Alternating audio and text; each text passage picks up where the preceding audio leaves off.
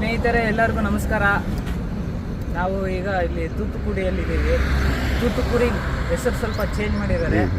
ಮೊದಲು ಹೆಸರು ಇದ್ದಂಗೆ ಇಲ್ಲ, ಈಗ ತೂತುಕುಡಿ ಅಂತ ಮೊದಲಿತ್ತು, ಈಗ ಚೇಂಜ್ ಮಾಡಿದ್ದಾರೆ. ನಾವು ಈಗ ತಾನೇ ಟಿಫನ್ ಮಾಡಿಕೊಂಡು ಇಲ್ಲೇ ಹೋಟ್ಲಲ್ಲಿ ಬಂದಿದ್ದೀವಿ. ನಾವು ಸದ್ಯಕ್ಕೆ ಈಗ ಗಾಡಿಯಲ್ಲಿ ಅಡುಗೆ ಮಾಡ್ತಿಲ್ಲ, ಸಮಯದ ಕೊರತೆಯಿಂದಾಗಿ. ನಾವು ಇಲ್ಲಿಂದ ಈಗ ಬೆಂಗಳೂರಿಗೆ ಉಪ್ಪು ಲೋಡ್ ಮಾಡ್ತಾಯಿದ್ದೀವಿ. ಈಗ ಲೋಡಿಗೆ ಹೋಗಬೇಕು. ಈಗ ಇಂಡಿಯನ್ ಆಯಿಲ್ ಪೆಟ್ರೋಲ್ ಬಂಕ್ ಹತ್ರ ಇದ್ದೀವಿ ಈಗ ಪ್ರೆಸೆಂಟು. ಇಲ್ಲೇ ರಾತ್ರಿ ಗಾಡಿ ಇಲ್ಲೇ ನಿಲ್ಲಿಸಿದ್ವಿ. ಈಗ ಆ ಕಡೆ ಹೋಗಿ ಯೂ ಟರ್ನ್ ಮಾಡಿಕೊಂಡು ಆ ಕಡೆಯಿಂದ ತಿರ್ಸ್ಕೊಂಡು ಬಂದು ಇಲ್ಲಿ ನಿಂತಿದ್ವಿ. ಈಗ ಇಲ್ಲಿಂದ ಹೊರಡಬೇಕು ನಾವು. ಈಗ ನಮ್ಮ ಟ್ರಾನ್ಸ್ಪೋರ್ಟ್ ಅವ್ರ ಜೊತೆ ಎಲ್ಲ ಮಾತಾಡಿದ್ದೀವಿ, ಬಾಡಿಗೆ ಏನು ಎತ್ತ ಎಲ್ಲ ಮಾತಾಡಿದ್ದೀವಿ. ಇಲ್ಲಿಂದ ಹೋಗಿ ನಾವು ಅಲ್ಲಿ ಗೋಡನ್ ಹತ್ರ ಲೋಡಿಗೆ ಬಿಡಬೇಕು. ಅಲ್ಲಿ ಗೋಡನಲ್ಲೇ ಲೋಡ್ ಆಗುತ್ತೆ, ಯಾಕಂದರೆ ಈ ಕಡೆ ಬೇರೆ ಕಡೆ ಹೋಗಿ ಲೋಡ್ ಮಾಡ್ಬೋದು. ಈ ಕಡೆ ಜಾಸ್ತಿ ಅಂದರೆ ತೂತುಕುಡಿಯಲ್ಲಿ ಉಪ್ಪೆ ಫೇಮಸ್ಸು, ಉಪ್ಪೆ ಲೋಡ್ ಆಗೋದು. ಇಲ್ಲೆಲ್ಲ ಈಗ ತುಂಬ ಮಳೆ ಬಂದಿರೋದ್ರಿಂದಾಗಿ ಬೇರೆ ಕಡೆ ಹೋಗಿ ನಾವು ಏನಾದರೂ ಬಾಳೆಕಾಯೋ ಇಲ್ಲಾಂದರೆ ನುಗ್ಗೆಕಾಯಿ ಏನಾದರೂ ಲೋಡ್ ಮಾಡೋಣ ಅಂದರೆ ಗೋಡನ್ ಹತ್ರ ಲೋಡ್ ಮಾಡಿದ್ರೆ ಓಕೆ. ಇಲ್ಲಾಂದರೆ ಹೊಲದ ಹತ್ರ ಹೋಗ್ಬೇಕು ಹಂಗೆ ಹಿಂಗೆ ಅಂದರೆ ಈ ಮಳೆ ಬರೋ ಟೈಮಿಗೆ ಹೋಗೋದಕ್ಕೆ ಭಾರಿ ಹಿಂಸೆ ಆಗುತ್ತೆ. ಗಾಡಿ ಏನಾದರೂ ಸಿಗಾಕೊಂಡ್ರೆ ಗಾಡಿ ತೆಗಿಸೋದಕ್ಕೆ ಅಲ್ಲೇ ದುಡ್ಡು ಖರ್ಚಾಗುತ್ತೆ. ಸೊ ಅದರಿಂದಾಗಿ ಅಂತ ಲೋಡುಗಳನ್ನ ಹೋಗ್ತೀರಾ ಪಾಯಿಂಟ್ ಟು ಪಾಯಿಂಟ್, ಒಂದು ಪಾಯಿಂಟಲ್ಲಿ ಲೋಡ್ ಆದರೆ ಇನ್ನೊಂದು ಪಾಯಿಂಟಿಗೆ ಹೋಗಿ ಖಾಲಿ ಮಾಡೋದಕ್ಕೆ ಕೆಲಸ. ಅದರಿಂದಾಗಿ ಈಗ ಇಲ್ಲಿಂದ ಅಲ್ಲಿಗೆ ಗೋಡನಿಗೆ ಹೋಗಿ ಲೋಡ್ ಮಾಡಿಕೊಂಡು ಇಲ್ಲಿಂದ ನಾವು ಹೊರಡಬೇಕೀಗ. ಈಗ ನಾವು ತೂತುಕುಡಿ ಹತ್ರ ಇದ್ದೀವಿ. ಅಲ್ಲಿಂದ ನಾವೀಗ ಸಾಲ್ಟ್ ಲೋಡ್ ಮಾಡ್ತಾ ಇದ್ದೀವಿ ಬೆಂಗಳೂರಿಗೆ. ಫಾಸ್ಟಾಗಿ ಹೋಗ್ಬೇಕು. ಇಲ್ಲಿ ನೋಡಿದ್ರೆ ಮಳೆ ಬರ್ತಾ ಇದೆ, ಸುಮ್ಮನೆ ವೇಸ್ಟ್ ಆಗಿದೆ ಟೈಮ್ ಇಷ್ಟೊತ್ತರೆಗೂ. ಈಗ ಮಳೆ ಬಿಟ್ಟಿದೆ. ಈಗ ಅದನ್ನು ಲೋಡ್ ಮಾಡೋಕ್ಕೆ ಹೋಗ್ತಾ ಇದ್ದೀವಿ. ಲೋಡ್ ಮಾಡ್ಕೊಂಡು ಎಷ್ಟೊತ್ತಾಗುತ್ತೆ ಲೋಡ್ ಆಗೋದು ಗೊತ್ತಿಲ್ಲ, ಬಟ್ ಹೊಡ್ತೀವಿ. ಇವತ್ತು ಎಷ್ಟೊತ್ತಿಗೆ ಲೋಡ್ ಆಗುತ್ತೆ, ಬೆಂಗಳೂರಿಗೆ ಹೋಗ್ತೀವಿ ಲೋಡ್ ಮಾಡ್ತೀವಿ. ನಾವು ಒಬ್ಬರೇ ಪ್ರಯಾಣ ಮಾಡ್ತಿಲ್ಲ, ನಾವು ನಮ್ಮ ಅಣ್ಣವ್ರು ಇಬ್ಬರು ಇದ್ದೀವಿ. ನಾವಿಬ್ಬರು ಪ್ರಯಾಣ ಮಾಡ್ತಾಯಿದ್ದೀವಿ ಜೊತೆಗೆ. ನಾವು ಒಬ್ಬರೇ ಗಾಡಿ ಓಡಿಸೋದು. ಅಣ್ಣವರು ಸುಮ್ಮನೆ ನಮಗೆ ಸಪೋರ್ಟ್ ಮಾಡ್ತಾರೆ. ನಮಗೆ ಏನಾದರೂ ಹೆಲ್ಪ್ ಬೇಕು ಅಂದರೆ ಮಾಡ್ತಾಯಿರ್ತಾರೆ ಗಾಡಿಯಲ್ಲಿ ಇದ್ಕೊಂಡು. ಸೊ ಅದರಿಂದಾಗಿ ನಮ್ಮ ಅಣ್ಣವರು ಈಗ ಇಷ್ಟೊತ್ತು ಮಾತಾಡಿದ್ದು ಕೇಳಿಸ್ಕೊಂಡ್ರಲ್ಲ, ಈಗ ಫಸ್ಟ್ ಇಲ್ಲಿಂದ ಲೋಡಿಗೆ ಹೋಗ್ಬೇಕು. ಸ್ನೇಹಿತರೆ, ಈಗ ನಾವು ತೂತುಕುಡಿ ಸಮುದ್ರ ಇಲ್ಲಿಂದ ಬರೀ ಒಂದು ಅರ್ಧ ಕಿಲೋಮೀಟ್ರ್ ಐತೆ ಅಷ್ಟೇ. ಇಲ್ಲಿಂದ ಅರ್ಧ ಕಿಲೋಮೀಟ್ರ್ ಹೋದರೆ ಅದೆಲ್ಲ ಸಮುದ್ರ. ಈಗ ಇದೇನು ನೋಡ್ತಾ ಇದ್ದೀರೋ ಇದೆಲ್ಲ ಕೂಡ ಉಪ್ಪು ರೆಡಿ ಮಾಡ್ತಾರೆ. ಇದೇನೈತೋ ಇದೆಲ್ಲ ಕೂಡ ಉಪ್ಪು ರೆಡಿ ಮಾಡೋವಂಥ ಪ್ರದೇಶ. ಈ ನೀರನ್ನೆಲ್ಲ ಹಿಂಗೆ ಈ ಥರ ಇದು ಮಾಡಿ ಎಲ್ಲ ಫಿಲ್ಟ್ರ್ ಥರ ಮಾಡಿ, ಸಮುದ್ರ ನೀರಲ್ಲಿ ಉಪ್ಪು ಸಿಗುತ್ತಲ್ಲ ನಮಗೆ, ಆ ಥರ ಎಲ್ಲ ಫಿಲ್ಟ್ರ್ ಮಾಡಿ ಇದೆಲ್ಲ ಮಾಡ್ತಾಯಿದ್ದಾರೆ. ಎಲ್ಲ ಕಾಲುವೆ ಥರ ಕಟ್ತಾರಲ್ಲ, ಎಲ್ಲ ನೀರನ್ನೆಲ್ಲ ಸ್ಟಾಕ್ ಮಾಡಿ ಇದು ಮಾಡ್ತಾರೆ. ಅದು ಫಿಲ್ಟ್ರ್ ಮಾಡಿರೋ ನೀರು, ವೇಸ್ಟ್ ಆಗಿರೋ ನೀರೆಲ್ಲ ಕೂಡ ಆ ಥರ ಪೈಪಲ್ಲಿ ಮಾಡಿಬಿಟ್ಟು ಮತ್ತೆ ಸಮುದ್ರದೊಳಕ್ಕೆ ಬಿಟ್ಬಿಡ್ತಾರೆ. ಅದು ನೀರೆಲ್ಲ ಕೂಡ ಅದು ಬಿಸಿಲಿಗೆಲ್ಲ ಹಾವಿಯಾಗಿ ಆ ಉಪ್ಪು ಅನ್ನೋದು ನಮಗೆ ಸಿಗುತ್ತೆ. ಅದನ್ನು ಪ್ಯಾಕೆಟಿಗೆ ತುಂಬಿ ಅದು ಎಲ್ಲ ರೆಡಿ ಮಾಡಿ ಉಪ್ಪನ್ನೆಲ್ಲ ರೆಡಿ ಮಾಡುವಂಥ ಪ್ರಯತ್ನ ಇದು ಮಾಡಿ. ಇದು ನೋಡ್ತಿರೋದೆಲ್ಲ ಇದು ತೂತುಕುಡಿ ಬಾರ್ಡ್ರು. ಇದು ಸಮುದ್ರ ಪಕ್ಕದಲ್ಲಿರೋದು. ಇದು ನಾವು ನಮ್ಮ ಕಡೆ ಭದ್ರಾವತಿ, ಶಿವಮೊಗ್ಗ ಆ ಕಡೆ ಎಲ್ಲ ಕಡೆ ಬೆಳಿತೀವಲ್ಲ, ಭತ್ತದ ಮಡಿ ಥರ ಇದನ್ನು ಮಡಿ ಮಾಡಿ ಇರ್ತಾರೆ. ಆ ನೀರು ಫಿಲ್ಟ್ರಾಗಿ ಬಂದು ಕೊನೆಗೆ ಅದು ಉಪ್ಪಿನ ಅಂಶ ಕಾಣುತ್ತೆ. ಆಮೇಲೆ ಫ್ಯಾಕ್ಟ್ರಿಲಿ ಅದನ್ನು ರೆಡಿ ಮಾಡಿ ನಮ್ಮ ಎಲ್ಲ ಕಡೆಗೂ ಅದನ್ನು ಡಿಸ್ಟ್ರಿಬ್ಯೂಟ್ ಮಾಡಿ ಇಲ್ಲೆಲ್ಲ ಇದಾಗಿರೋದನ್ನ ತಗೊಬಂದು ಈ ಕಡೆ ಗೋಡನ್ಗಳಿದಾವಲ್ಲ, ಫ್ಯಾಕ್ಟ್ರಿಗಳಿದಾವಲ್ಲ, ಅಲ್ಲಿ ಕಾಣಿಸ್ತಿದೆಯಲ್ಲ ಅಂಥದ್ರಲ್ಲೆಲ್ಲ ಕೂಡ ಇದು ಮಾಡ್ತಾರೆ. ಇಲ್ಲಿ ಟ್ಯಾಕ್ಟ್ರ್ಗಳು ಇವೇನು ನೋಡ್ತಾ ಇದ್ದೀರೋ ಇವೆಲ್ಲ ಕೂಡ ಅದನ್ನೆಲ್ಲ ಕ್ಲೀನ್ ಮಾಡಿ ಉಪ್ಪನ್ನೆಲ್ಲ ಇದು ಮಾಡ್ಕೊಳ್ಳೋಕ್ಕೆ. ಮತ್ತು ಇಲ್ಲಿ ಗುಡ್ಡೆ ಇದೆ ನೋಡಿ, ಆಲ್ರೆಡಿ ಗುಡ್ಡೆ ರೆಡಿ ಇದೆ. ಇದು ಇದೆಲ್ಲ ಮಾಡಿ ಪ್ಯಾಕ್ ಮಾಡ್ತಾರೆ. ಅದೆಲ್ಲ ಕೂಡ ಗುಡ್ಡೆ ರೆಡಿ ಇದೆ ನೋಡಿ. ಮಳೆ ಬಂದಿದೆ ಅಂತೆ ಅದನ್ನು ಮುಚ್ಚಿದ್ದಾರೆ, ಇಲ್ಲಾಂದರೆ ಓಪನ್ನೇ ನೋಡ್ಬೋದಾಗಿತ್ತು. ಇಲ್ಲಿ ರೋಡ್ಗಳು ಕೂಡ ಕಾಂಪಿಟೇಷನ್ನು, ಅದನ್ನು ಹೇಳ್ರಿ ಗುರುಗಳೇ. ಇಲ್ಲಿ ರೋಡಲ್ಲಿ ಪಕ್ಕದ ಜಮೀನು ಇವ್ರ ಜಮೀನು ಕಾಂಪಿಟೇಷನ್ ಇದೆ. ಆದ್ರೆ ಈ ರೋಡ್ ಮೈನ್ ರೋಡಲ್ಲಿ ಬಿಡೋದೇ ಇಲ್ಲ. ಎಲ್ಲ ಟ್ರಾನ್ಸ್ಪೋರ್ಟ್ ಲಾರಿಗಳಿಗೆ ಬಂದರೆ ಸ್ವಲ್ಪ ಇಲ್ಲಿ ಇಂಥ ಮಣ್ ರೋಡು ಮತ್ತೆ ಕಾಡು ಒಳಗಡೆ ಬಂದಂಗೆ ಬರ್ಬೇಕಲ್ಲಿ. ಅಲ್ಲಿ ಗಾಡಿ ಕೂಡ ಲೋಡ್ ಆದರೆ ಈ ಅಪ್ ಅಂಡ್ ಡೌನ್ ಆಗ್ತಾ ಇರುತ್ತೆ. ಇದು ಸ್ವಲ್ಪ ಮಿಸ್ ಆದರೂ ಗಾಡಿ ಅಂತ ಇದು ಇರ್ತಾವಲ್ಲ ಅಂತ ಒಳಗಡೆ ಸಿಗಲ್ಲ, ಬೀಳುತ್ತೆ. ಇಲ್ಲೊಬ್ಬರು ನಮ್ಮ ಗೈಡಿಂಗ್ ಬಂದರು, ಅವರು ಫ್ಯಾಕ್ಟ್ರಿ ಲೋಡವರು. ಅವ್ರು ಹೇಳಿದ್ರು ಇಲ್ಲಿ ಆ ಕಡೆ ಈ ಕಡೆ ಇಬ್ಬರಿಗೂ ಸಮಸ್ಯೆಗಳಿದ್ದಾವೆ, ಯಾರು ಬಗ್ಗೆ ಅದರಿಂದಾಗಿ ಅವರು ಜೊತೆಗೆ ಬಂದು ನಮಗೆ ಈಗ ಅವ್ರನ್ನೆಲ್ಲ ಅವರೇ ರೆಡಿ ಮಾಡಿಕೊಡ್ತಿದ್ದಾರೆ. ಲೋಡ್ ಮಾಡ್ಕೊಂಡು ಹೊರಡೋ ಜವಾಬ್ದಾರಿ ನಮ್ದು ಅಷ್ಟೇ.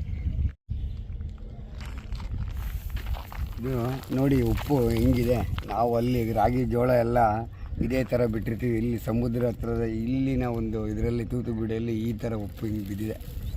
ಇದು ನೋಡೋಕ್ಕೆ ಒಂಥರ ಖುಷಿ ಆಗುತ್ತೆ. ನಾವೊಂಥರ ಇಲ್ಲಿನ ಒಂದು ಸಿಸ್ಟಮ್ ಒಂಥರ ನೋಡ್ರಿ, ಇಷ್ಟಿಷ್ಟು ಮಣ್ಣಿಲ್ಲ, ಎಷ್ಟು ಪ್ಯೂರಾಗಿ ಫಿಲ್ಟರ್ ಹೊಡೆದಿದ್ದಾರೆ. ಕ್ಯೂರಿಂಗ್ ಆಗಬೇಕು. ಇನ್ನೊಂದ್ಸರಿ ಒಳಗೆ ಹೋಗಿ ಇದು ಮಾಡ್ತಾರೆ. ಪ್ಯಾಕ್ ಮಾಡ್ತಾರೆ. ಅದು ಕಲ್ಲುಪ್ಪು ಇದೆಲ್ಲ, ಇದೆಲ್ಲ ಕಲ್ಲು. ಅದು ಒಳಗಡೆ ಎಲ್ಲ ಸಣ್ಣ ಉಪ್ಪು ಮಾಡ್ತಾರೆ. ಅದು ಇದರಲ್ಲಿ ಪ್ಯಾಕೆಟು ಎಲ್ಲ ಪ್ಯಾಕೆಟ್ ಮಾಡಿ ಹಾಫ್ kg 1 kg ಎಲ್ಲ ಇದು ಮಾತ್ರ ಡೈರೆಕ್ಟ್ ಕಲ್ಲುಪ್ಪು. ಇದನ್ನು ಫಿಲ್ಟರ್ ಮಾಡ್ತಾರೆ ಕಾಣಿಸುತ್ತೆ. ಮಳೆ ಮಾಡ್ತಾರೆ, ಮಣ್ಣು ಮಿಕ್ಸಿದೆ ಇದರಲ್ಲಿ. ಇದನ್ನು ಕ್ಲೀನ್ ಮಾಡಿ ಕಲ್ಲುಪ್ಪು ಪ್ಯಾಕೆಟ್ ಮಾಡ್ತಾರೆ.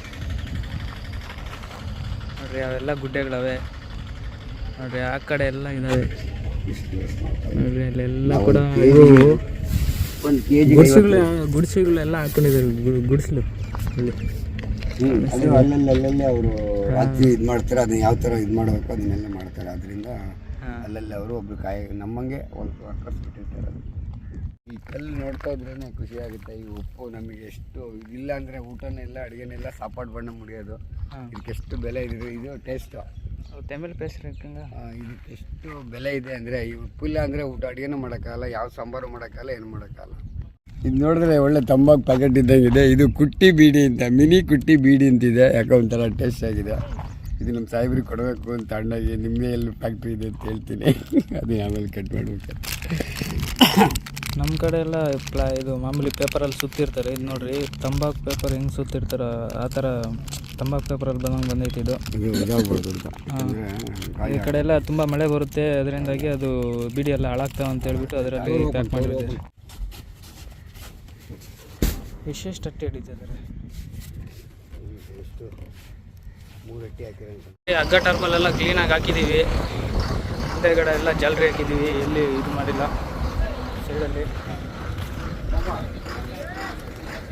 ಸೈಡಲ್ಲೆಲ್ಲ ಹಗ್ಗ ಬಂದೈತೆ, ಅದು ಯಾವುದೇ ಕಾರಣಕ್ಕೂ ನೀರು ಹೋಗಲ್ಲ, ಆ ರೀತಿ ಹಾಕಿದ್ದೀವಿ. ಗುರುಗಳು ಮೇಲುಗಡೆ ಟಾರ್ಪಲ್ಲು ಹಗ್ಗ ಇದು ಉಳಿದಿರೋ ಹಗ್ಗ ಮೇಲೆ ಕಟ್ತಾ ಇದ್ದಾರೆ, ಕೆಳಗಡೆ ಬಿದ್ದೋಗ್ದಿರೋ. ಸ್ನೇಹಿತರೆ, ನಾವು ಲೋಡ್ ಮಾಡಿಕೊಂಡು ಇಲ್ಲಿ ರೋಡಲ್ಲಿ ಸೈಡ್ಗೆ ಹಾಕ್ಕೊಂಡಿದ್ದೀವಿ, ಸರ್ವಿಸ್ ರೋಡಲ್ಲಿ. ಯಾಕಪ್ಪ ಅಂದರೆ ಸ್ವಲ್ಪ ಬಿಲ್ಲು ಇಸ್ಕೊಂಬರೋಕ್ಕೆ ಹೋಗಿದ್ದಾರೆ. ಅವ್ರು ಬಿಲ್ಲು ತಂದು ಈಗ ಕೊಡ್ತಾರೆ ನಮಗೆ. ಬಿಲ್ ತಂದು ಕೊಟ್ಟ ಮೇಲೆ ಇಲ್ಲಿಂದ ಹೊರಡಬೇಕು. ನಮ್ಮ ಅಣ್ಣವರು ಏನೋ ಹೇಳೋಕ್ಕೆ ಇಷ್ಟಪಡ್ತಾ ಇದ್ದಾರೆ. ಇಲ್ಲಿ ನಾವು ಇರೋಕ್ಕಾಗಲ್ಲಪ್ಪ, ಹೆವಿ ಬಿಸಿಲು. ಇಲ್ಲಿನ ಜನ ಹೆಂಗಿರ್ತಾರೆ ಗೊತ್ತಿಲ್ಲ, ಅವ್ರು ಅಡ್ಜಸ್ಟ್ ಆಗಿದೆ. ನಾವಂತೂ ಇರೋಕ್ಕಾಗಲ್ಲ. ಈ ಮಂಗಳೂರು, ಚೆನ್ನೈ, ಮುಂಬೈ ಈ ಕಡೆ ಸಮುದ್ರ ತೀರಗಳು ಏನಿರ್ತಾವಲ್ಲ, ಆ ಕಡೆ ಎಲ್ಲ ಕೂಡ ತುಂಬ ಬಿಸಿಲಿರುತ್ತೆ. ಅದರಲ್ಲೂ ಬೇಸಿಗೆ ಕಾಲದಲ್ಲಂತೂ ತುಂಬ ಕಷ್ಟ. ಮಳೆ ಹೆಂಗೆ ಬರುತ್ತೋ ಅದರಷ್ಟೇ ಬಿಸಿಲು ಇರುತ್ತೆ. ಅದಕ್ಕೆ ಈ ಕಡೆ ಏನಾದರೂ ಬೆಳೆಯೋಣ ಅಂದರೂ ಕೂಡ ತುಂಬ ಕಷ್ಟ. ವಾತಾವರಣ ದಿಢೀರ್ ಅಂತ ಚೇಂಜ್ ಆಗ್ತಾ ಇರುತ್ತೆ. ತುಂಬ ಬಿಸಿಲು ಬರುತ್ತೆ, ತುಂಬ ಮಳೆನೂ ಬರುತ್ತೆ. ತುಂಬ ಮಳೆ ಬಂದರೆ ಬೆಳ್ತಿರೋ ಇವೆಲ್ಲ ಉಪ್ಪು ನೀರು. ಅದು ಸಮುದ್ರ ತೀರದಲ್ಲಿ ಉಪ್ಪು ನೀರು ಮಳೆನೇ ಜಾಸ್ತಿ ಬರೋದು. ಇವು ಮಾನ್ಸೂನ್ ಅವು ಇವು ಎಲ್ಲೆಲ್ಲ ಬಂದು ಹಿಂಗೆ ಚಂಡಮಾರುತಗಳಂತೆ ಅವು ಏನೇನೋ ಹೇಳ್ತಾ ಇರ್ತಾರಲ್ಲ, ಅವೆಲ್ಲ ಬಂದು ಉಲ್ಟಾ ಹೊಡೆದು ಪಲ್ಟಾ ಹೊಡೆದು ಉಪ್ಪು ನೀರೆಲ್ಲ ಸಮುದ್ರ ಮಳೆ ಬಂದಿರೋದಕ್ಕೆ ಆ ಉಪ್ಪೆಲ್ಲ ಕರಗಿ ನೀರಾಗಿದೆ. ಮತ್ತೆ ಅದು ಫಿಲ್ಟರ್ ಆಗಬೇಕು ಆ ಮಡಿಗಳಲ್ಲಿ. ಹೊಟ್ಟೆ ಹೊರದೋಯ್ತು. ನಾವು ಹೆಂಗೆ ಭತ್ತ ಅದು ಮಳೆ ಬಂದು ರಾಗಿ ಎಲ್ಲ ಕಟ್ ಮಾಡಿದಾಗ ನೋಡ್ತೀವಿ, ಮಳೆ ಬಂದು ಹಾಳಾಗುತ್ತಾ, ಆ ಟೈಪ್ ಹಾಳಾಯಿತು. ಕಣ್ಣು ಮುಂದೆನೇ ನೋಡಿದ್ವಿ. ಇಲ್ಲಿನ ಅವರು ಕಷ್ಟಪಟ್ಟಿದ್ದು ವೇಸ್ಟ್ ಆಗಿರೋ. ಅಲ್ಲಿ ಉಪ್ಪೆಲ್ಲ ಕೂಡ ಕ್ಲೀನಾಗಿ ರೆಡಿ ಮಾಡಿದ್ದಾರೆ. ಈ ಮಳೆ ಬಂದುಬಿಟ್ಟು ಆ ಉಪ್ಪೆಲ್ಲ ನೀರು ಮೇಲೆ ಬಂದುಬಿಟ್ಟಿದೆ. ಅಂದರೆ ಅದು ಉಪ್ಪಿನ ಮೇಲೆಲ್ಲ ನೀರು ಬಂದುಬಿಟ್ಟಿವೆ. ಅದು ಇಷ್ಟು ದಿನ ಏನು ಇದು ಮಾಡಿರ್ತಾರೋ ಅದೆಲ್ಲ ಕೂಡ ಹೋಗ್ಬಿಟ್ಟಿರುತ್ತೆ. ಮತ್ತೆ ಅದು ಈಗ ಬಿಸಿಲು ಬರಬೇಕು ಜಾಸ್ತಿ. ಅದಕ್ಕೆ ಈಗ ಬಿಸಿಲು ತುಂಬ ಬರ್ತಿದೆ. ಈ ಬಿಸಿಲು ಏನು ನೋಡ್ತಾ ಇದ್ದೀರಾ, ಈ ಬಿಸಿಲಿಗೆ ಆ ನೀರೆಲ್ಲ ಹಾವಿ ಆಗುತ್ತೆ. ಹಿಂಗೆ ಸ್ವಲ್ಪ ನೀರು ಸ್ಲೈಟಾಗಿ ಫಿಲ್ಟರ್ ಮಾಡೋದಕ್ಕೆ ಬಿಟ್ಬಿಟ್ಟಿರ್ತಾರೆ, ಲೈಟಾಗಿ ಆವಿ ಆಗ್ತಾ ಇರುತ್ತೆ. ಸೊ ನಾವು ಏನಾದರೂ ಮಾಡೋದಕ್ಕೆ ಎಲ್ಲ ನಾವು ಇದು ಮಾಡ್ತೀವಲ್ಲ, ಆ ಥರದ್ದು ಇವು ಇರ್ತವೆ, ಅದರಲ್ಲಿ ಇಳಿತಾರೆ. ಹೌದೌದು, ಅದರಲ್ಲೆಲ್ಲ ಒಂದು ಸಿಸ್ಟಮ್ ಇದೆ, ಅದ್ರ ಪ್ರಕಾರ ಅವ್ರು ಮಾಡ್ತಾರೆ. ಹಾಂ, ಅವರಿಗೆ ತುಂಬ ರೂಢಿ ಇದೆ ಕ್ಲೀನಾಗಿ. ಅದೇ ಕೆಲಸ ಆಗಿರೋದ್ರಿಂದಾಗಿ ಅವ್ರವ್ರ ಕೆಲಸ ಅವರಿಗೆ, ನಮ್ಮ ಕೆಲಸ ನಮಗೆ. ನಾವು ಊಟ ಪಾರ್ಸಲ್ ತೊಗೊಂಡಿದ್ದೀವಿ. ಊಟ ಮಿಕ್ಸರು ಹಿಂದೆಗಡೆ ಇಟ್ಟಿದ್ದೀವಿ. ಅಲ್ಲಿ ಮುಂದೆಗಡೆ ಎಲ್ಲಾದರೂ ಊಟ ಮಾಡಬೇಕು. ಸೊ ಟಾರ್ಪಲ್ಲು ಅಷ್ಟೇ ಮುಂದೆಗಡೆ ನೆತ್ತಿ ಮೇಲೆ ಮಾತ್ರ ಹಾಕಿದ್ದೀವಿ. ಸೈಡಲ್ಲೆಲ್ಲ ಕೂಡ ಕ್ಲೀನಾಗಿ ಹಾಕಿದ್ದೀವಿ. ನೀರೇನು ಹೋಗೋದೇ ಇಲ್ಲ ನೋಡಿರಿ. ಮುಂದೆಗಡೆಯಿಂದನೂ ಯಾವುದೇ ಕಾರಣಕ್ಕೂ ನೀರು ಹೋಗಲ್ಲ, ಆ ರೀತಿ ಹಾಕಿದ್ದೀವಿ. ಎಲ್ಲ ಕಡೆನೂ ಹಗ್ಗ ಬಿದ್ದೈತೆ ಅಲ್ವಾ ಗುರುಗಳೇ? ಹೋಗುತ್ತೇನ್ರಿ ನೀರು? ಉಪ್ಪು ಏನಾದರೂ ಅದೇನಾದರೂ ಮಳೆ ಬಂದು ನೀರಿಗೆ ಏನಾದರೂ ಅದ್ರ ಮೇಲೆ ಹೋಯ್ತು ಅಂದರೆ ಅದರಲ್ಲಿ ಏನೇನು ಇರಲ್ಲ ಉಪ್ಪು, ಆ ರೀತಿ ಆಗ್ಬಿಡುತ್ತೆ, ನೀರಾಗ್ಬಿಡುತ್ತೆ. ನಿಮಗೆ ಗೊತ್ತಲ್ಲ, ಈಗ ಅಡುಗೆ ಮಾಡಬೇಕಾದ್ರೆ ನೀರು ಹಾಕಿದ್ರೆ ನೀರಿನ ಜೊತೆ ಅದು ಹೆಂಗೆ ಮೆಲ್ಟ್ ಆಗಿಬಿಡುತ್ತಲ್ಲ, ಇಲ್ಲ ಕರ್ಗೋಗುತ್ತಲ್ಲ, ಆ ರೀತಿ ಆಗಿಬಿಡುತ್ತೆ. ಅದರಿಂದಾಗಿ ತುಂಬ ಹುಷಾರಾಗಿ ಇಂಥ ಲೋಡುಗಳನ್ನ ಮಾಡಿಕೊಂಡು ಬರಬೇಕು. ಇದು ಸೋಪು ಮತ್ತು ಸರ್ಫ್ ಎಕ್ಸಲ್ಲು, ಸರ್ಫ್ ಪುಡಿ ಇವೆಲ್ಲ ಬರ್ತಾವಲ್ಲ, ಇಂಥವೆಲ್ಲ ಕೂಡ ತುಂಬ ಹುಷಾರಾಗಿ ಜವಾಬ್ದಾರಿಯಿಂದ ಹಗ್ಗ ಟಾರ್ಪೋಲೆಲ್ಲ ಕ್ಲೀನಾಗಿ ಹಾಕ್ಕೊಂಡು ಬರಬೇಕು. ಇಲ್ಲ ಅಂದರೆ ನಾವು ಆ ಬಾಡಿಗೆ ದುಡ್ಡು ಇರಲಿ, ಆ ಬಾಡಿಗೆ ದುಡ್ಡು ಬರೋದೇ ಇಲ್ಲ, ಆ ಗಾಡಿ ಹಿಡ್ಕೊಂಡ್ರೆ ಬಿಡೋದೇ ಇಲ್ಲ. ಮತ್ತೆ ಲೋಡ್ ಮಾಡಿಕೊಂಡು ಡೀಸೆಲೆಲ್ಲ ಈಗ ಹಾಕ್ಸ್ಕೋಬೇಕು. ಮುಂದೆ ಎಲ್ಲಾದರೂ ಬಿಲ್ಲೆಲ್ಲ ಎಸ್ಕೊಂಡು ನಾವು ಹೊರಟಿದ್ದೀವಿ. ಇದು ಪೋರ್ಟ್ ರಸ್ತೆಯಲ್ಲಿ ನಾವು ಹೋಗ್ತಾ ಇದ್ದೀವಿ. ಆವಾಗಲೇ ತೂತುಕುಡಿ ಎಲ್ಲ ಬಿಟ್ಟು ಅವಾಗ ಮುಂದೆ ಬಂದಿದ್ದೀವಿ, ಒಂದು 50 ಕಿಲೋಮೀಟ್ರು. ತೂತುಕುಡಿ ಕಡೆ ಎಲ್ಲ ಲೋಡಿಂಗು ಕಮ್ಮಿ, ಉಪ್ಪು ಮತ್ತು ಪೌಡ್ರು, ಏನಾದರೂ ಶಿಪ್ಮೆಂಟ್ ಏನಾದರೂ ಬಂದೆ, ಇದು ಮೀನು, ಒಣಗಿರೋ ಮೀನು ಆ ಥರದ್ದು ಏನಾದರೂ ಇದ್ದರೆ ಆ ಥರದ ಬಾಡಿಗೆಗಳು ಸಿಗ್ತವೆ. ಅಷ್ಟು ಬಿಟ್ಟರೆ ಬೇರೆ ಬಾಡಿಗೆಗಳು ಹಾಕೋದು ಇಲ್ಲಿ ತುಂಬ ಕಷ್ಟ. ಯಾಕಂದರೆ ಇದು ಅಷ್ಟೊಂದು ಮೈನ್ ಲೋಡಿಂಗ್ ಪಾಯಿಂಟ್ ಏನಿಲ್ಲ. ಈ ಥರ ಟ್ರೈಲರ್ ಗಾಡಿಗಳಿರ್ತಾವಲ್ಲ, ಅಂತ ಟ್ರೈಲರ್ ಗಾಡಿಗಳಿಗಾದರೆ ಏನಾದರೂ ಇದು ಫ್ಯಾನ್ಗಳು ಉದ್ದ ಇರ್ತಾವಲ್ಲ, ಅಲ್ಲಿ ಆ ಕಡೆಯಿಂದ ತಂದು ಈ ಕಡೆಯಿಂದ ವಾಪಸ್ ಹೋಗಬೇಕು. ಖಾಲಿ ಅವ್ರು ಹೋಗ್ತಾ ಇದ್ದಾರೆ ನೋಡ್ರಿ. ಹಂಗೆ ಏನಾದರೂ ಕಂಟೈನರ್ ಗಾಡಿಗಳಾದರೆ, ಇವು ದೊಡ್ಡ ದೊಡ್ಡ ಶಿಪ್ಪುಗಳಲ್ಲಿ ಬರ್ತಾವಲ್ಲ ಕಂಟೈನರ್ಗಳು, ಅಂಥವನ್ನಾದರೆ ಹಿಂಗೆ ಇಟ್ಬಿಟ್ಟು ಕಳಿಸ್ತಾರೆ ಈ ಕಡೆಯಿಂದ. ಅವು ಈ ಕಡೆ ಲೋಕಲ್ ಅವರು, ಈ ಕಡೆ ಲೋಕಲ್ ಇರೋ ಗಾಡಿಗಳಿಗೆ ಜಾಸ್ತಿ, ಈ ಕಡೆ ಚೆನ್ನೈ, ಈ ಕಡೆ ಕೃಷ್ಣಗಿರಿ, ಧರ್ಮಪುರಿ ಓಡಾಡೋ ಅಂಥ ಗಾಡಿಗಳಿಗೆ ಜಾಸ್ತಿ ಲೋಡ್ ಮಾಡ್ತಾರೆ. ಈ ಕಡೆ ಎಲ್ಲ ಕೂಡ ಇಲ್ಲೆಲ್ಲ ಕೂಡ ತುಂಬ ಟ್ರಾನ್ಸ್ಪೋರ್ಟ್ ಆಫೀಸ್ಗಳಿದ್ದಾವೆ. ಎಲ್ಲ ದೊಡ್ಡ ದೊಡ್ಡ ಲಾರಿಗಳಿಗೆ ಮಾತ್ರನೇ ಇಲ್ಲಿ ಜಾಸ್ತಿ ಲೋಡ್ ಆಗೋದು. ನಮ್ಮಂಥ ಈ ಥರ ಗಾಡಿಗಳಿಗೆ ಸ್ವಲ್ಪ ಕಮ್ಮಿನೇ ಲೋಡ್ ಆಗೋದು. ಆದರೂ ಕಮ್ಮಿ ಬಾಡಿಗೆನೇ ಈ ಕಡೆಯಿಂದ ಲೋಡ್ ಆಗೋದು. ನಮಗೆ ಯಾವುದೇ ಲೋಡ್ಗೆ ಹೋದ್ರೂ ಕಮ್ಮಿ ಬಾಡಿಗೆನೇ. ಸೊ ಅದರಿಂದಾಗಿ ಈ ಕಡೆ ಯಾರಾದರೂ ಲೋಡ್ ಮಾಡೋಂಗಿದ್ರೆ ಸ್ವಲ್ಪ ನೋಡ್ಕೊಂಡು ಮಾಡಿರಿ. ಈ ಕಡೆ ಅಷ್ಟೊಂದು ಚೆನ್ನಾಗಿರಲ್ಲ ಬಾಡಿಗೆ, ತುಂಬ ಸತವು ಬಾಡಿಗೆಗಳು ಈ ಕಡೆ. ನಮ್ಮ ಒಳ್ಳೆ ಬಾಡಿಗೆಗಳಾಗೋದಂದರೆ ನಮ್ಮ ಕರ್ನಾಟಕದಲ್ಲಿ ಕೆಲವೊಂದು ಕಡೆ, ನಮ್ಮ ಕರ್ನಾಟಕದಲ್ಲೂ ಸಹ ಬಾಡಿಗೆಗಳನ್ನ ಹಾಳು ಮಾಡಿದ್ದಾರೆ. ಟ್ರಾನ್ಸ್ಪೋರ್ಟುಗಳೆಲ್ಲ ಉದ್ಧಾರ ಆಗ್ತಾರೆ, ಗಾಡಿಗಳು ಇಟ್ಕೊಂಡಿರೋದ್ರೆ ಹಾಳಾಗೋದು, ಆ ರೀತಿ ಆಗಿದ್ದಾವೆ. ಏನು ಮಾಡೋಕ್ಕಾಗಲ್ಲ, ಈಗ ನಡೀತಾ ಇರೋ ಪರಿಸ್ಥಿತಿ ಅದು. ಸದ್ಯಕ್ಕೆ ನಾವು ಪೋರ್ಟ್ ರಸ್ತೆಯಲ್ಲಿ ಹೋಗ್ತಾ ಇದ್ದೀವಿ. ಪೋರ್ಟ್ ಎಲ್ಲ ಬಿಟ್ಟು ಎಲ್ಲಿ ನೋಡಿದ್ರು ಕೂಡ ಬರೀ ಇದೆ, ಏನೇನು ಇರಲ್ಲ, ಏನೇನು ಜಾಸ್ತಿ ಬೆಳೆಯಲ್ಲ ಈ ಕಡೆ. ಎಲ್ಲ ಖಾಲಿ ಐತೆ ನೋಡ್ರಿ. ಎಲ್ಲ ಏನೂ ಇಲ್ಲ, ಬರೀ ಫ್ಯಾನ್ಗಳೊಂದು ತಿರುಗ್ತಾ ಇರ್ತಾವೆ ಅಷ್ಟೇ. ಎಲ್ಲಿ ನೋಡಿದ್ರು ಫ್ಯಾನ್ಗಳೊಂದು ತಿರುಗ್ತಾ ಇರ್ತವೆ ಅಷ್ಟೇ. ಅವೇ ಈ ಕಡೆ ಜಾಸ್ತಿ. ಅಂಥ ಫ್ಯಾಕ್ಟ್ರಿಗೆ ನಾವು ಇದು ಹಾಕೊಂಬಂದಿದ್ದು. ಫ್ಯಾಕ್ಟ್ರಿಗೆ ಅಂದರೆ ಅಲ್ಲಿ ಇಟ್ಕೊಂಡೆಲ್ಲ ಮೇಂಟೈನ್ ಮಾಡ್ತಾರೆ ಅವನ್ನೆಲ್ಲ. ಅಂತ ಇದಕ್ಕೇ ನಾವು ಇದು ಹಾಕೊಂಬಂದಿದ್ದು ಆಯಿಲ್ಲು. ರಸ್ತೆಗಳೆಲ್ಲ ಸೂಪರಾಗಿರುತ್ತೆ. 4 ಲೈನ್ ಹೈವೇ ಇದು, ಸೂಪರಾಗಿರುತ್ತೆ.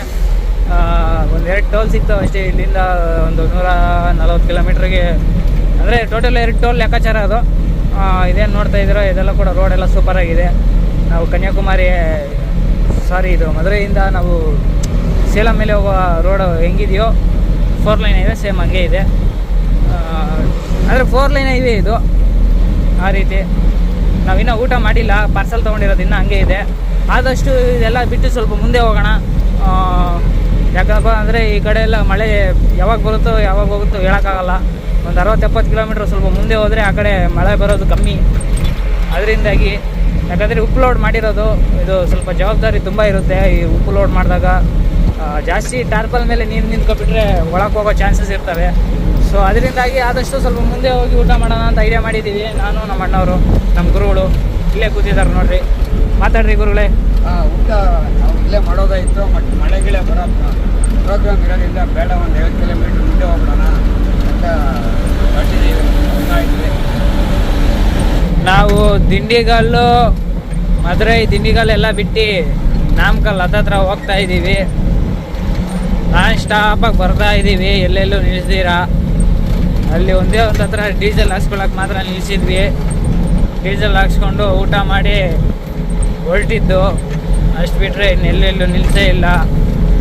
ಆರಾಮಾಗಿ ಬರ್ತಾ ಇದ್ದೀವಿ. ಅವಾಗೇ 200+ ಕಿಲೋಮೀಟರ್ ರೀಚ್ ಆಗಿದ್ದೀವಿ. 200+ ಕಿಲೋಮೀಟರ್ಸ್ ಪ್ರಯಾಣ ಮಾಡಿದ್ದೀವಿ. ಇನ್ನು ಬರೀ 7:30 ಏನೋ ಆಗೈತೆ ಟೈಮು. ಅಲ್ಲೆಲ್ಲಾದರೂ ಊಟ ಮಾಡಿಕೊಂಡು ನಮ್ಮ ಜರ್ನಿನ ಕಂಟಿನ್ಯೂ ಮಾಡೋಣ.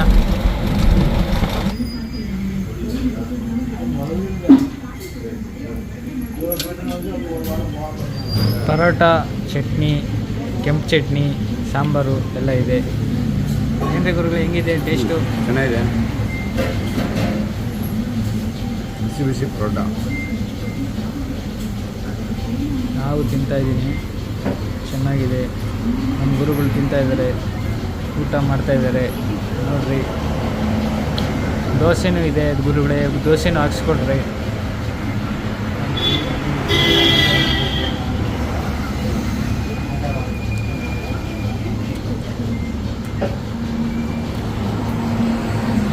ರಾತ್ರಿ ಟಯರ್ಡ್ ಆಗಿರೋದ್ರಿಂದಾಗಿ ಅಲ್ಲೇ ಪೆಟ್ರೋಲ್ ಬಂಕ್ ಸೈಡಿಗೆ ಮಾಡ್ಕೊಂಡಿದ್ವಿ. ಈಗ ಇಲ್ಲೇ ಸೇಲಂ ಟೋಲ್ ಹತ್ರ ಟೀ ಕುಡಿತಾ ಇದ್ವಿ. ನಾವು ನಮ್ಮ ಅಣ್ಣವರು ಬಿಡಿ ಬ್ಯಾಗ್ ತೊಗೊಂಡ್ರ ಸಿಗರೇಟ ಇಲ್ಲೆಲ್ಲ ಟೋಲಗಳ ಹತ್ರ ಎಲ್ಲ ಕೂಡ ಇಲ್ಲಿ ವಾಶ್ರೂಮ್ಸು, ಟಾಯ್ಲೆಟ್ಸ್ ಎಲ್ಲ ಇರ್ತವೆ ಕ್ಲೀನಾಗಿ. ಬೇರೆ ಕಡೆ ಕೆಲವೊಂದು ಕಡೆ ಇರೋದಿಲ್ಲ.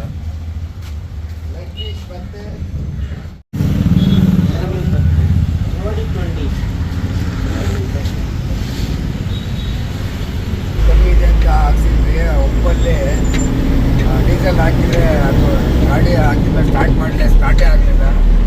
ಆಮೇಲೆ ಮತ್ತೆ ಏರ್ ಔಟ್ ಮಾಡಿ ಪಂಪ್ ಮಾಡಿದ ಮೇಲೆ ಗಾಡಿ ಸ್ಟಾರ್ಟ್ ಮಾಡ್ಕೊಂಡು ಒಂದು ನಿಮಿಷ ಮುಂದೆ 1 ಕಿಲೋಮೀಟ್ರ್ ಬಂದಿದೆ, ಅಲ್ಲೇ ನಿಲ್ಲಿಸಿ ಮತ್ತೆ ಡೀಸೆಲ್ ತಗೊಂಬಂದು ಫಿಲಪ್ ಮಾಡ್ಕೊಂಡು ತರಬೇಕಾಗಿತ್ತು. ತುಂಬ ಕಷ್ಟ ಆಗ್ತಿರೋದು. ಇಲ್ಲಿ ನೋಡಿದ್ರೆ ಆ ಬೀಚ್ ಹತ್ರ ಅದು ತೂತುಕುಡಿಯಲ್ಲಿ ಮಳೆ ಬರ್ತಾ ಇತ್ತು. ಬರ್ತಾ ಸೇಲಂವರೆಗೂ ಕೂಲಾಗಿತ್ತು. ಇನ್ನೇನು ಹೊಸೂರಿಗೆ ಎಂಟ್ರಿ ಆಗ್ತಾ ಇದ್ದಂಗೆ ನೋಡಿದ್ರೆ ಬಿಸಿಲು ತಡ್ಕೊಳಕ್ಕೆ ಆಗ್ತಾ ಇಲ್ಲ, ಅಷ್ಟು ಬಿಸಿಲು ಬರ್ತಾ ಇದೆ.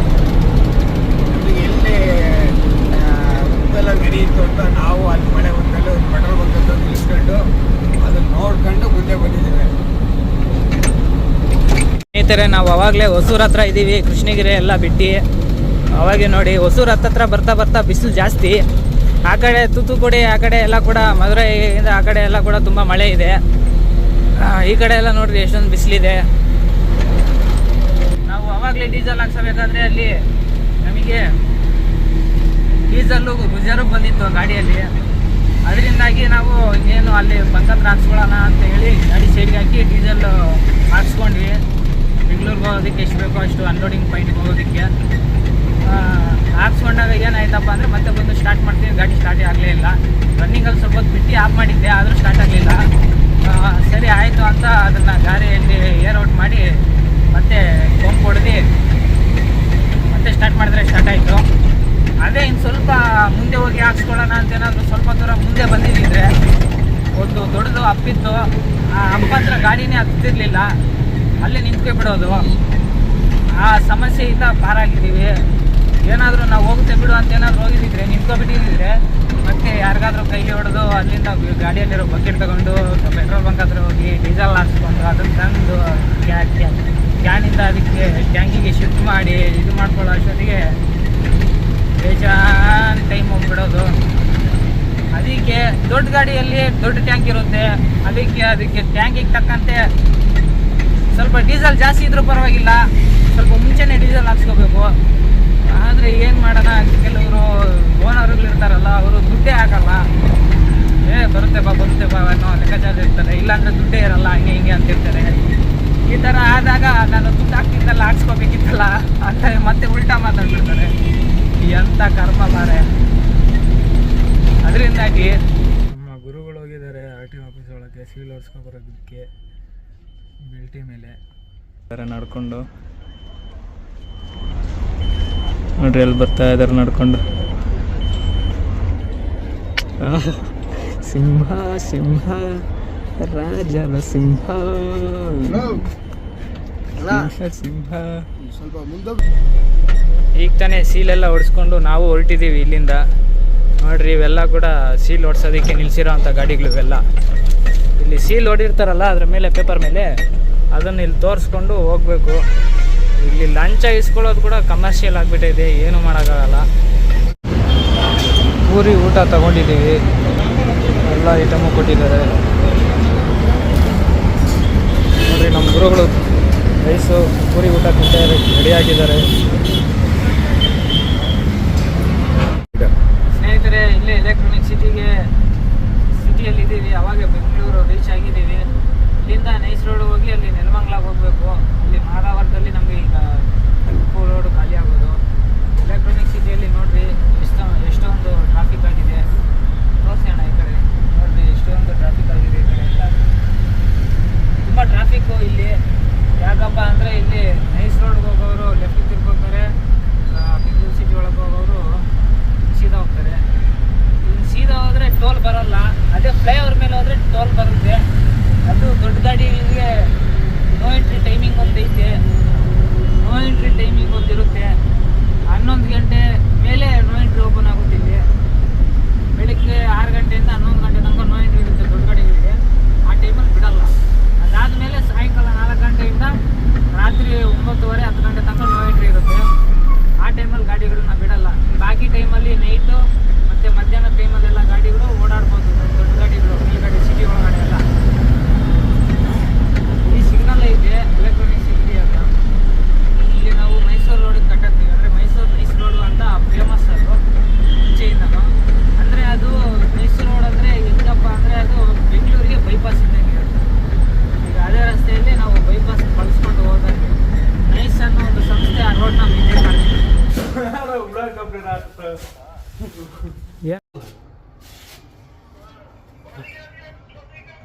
वो एक्शन में गाड़ी आई है छोटी। हाँ आधी गाड़ी मिल जाए, आधी गाड़ी मिल जाए।